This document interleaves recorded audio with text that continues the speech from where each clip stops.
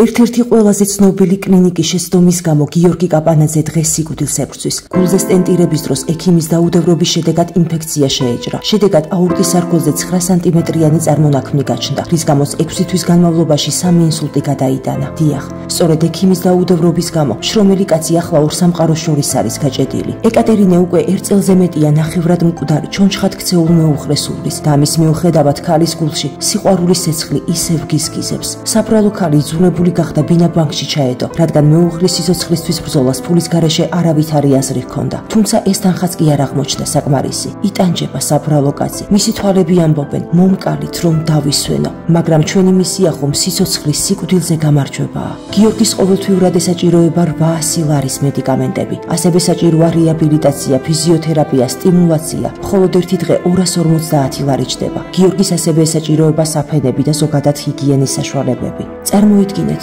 ვაჟკაცი კაცი სამედიცინო საფენების ნაცვლად ჩვენში გახვეული და ეს მხოლოდ და მხოლოდ წეული უფულობის გამო.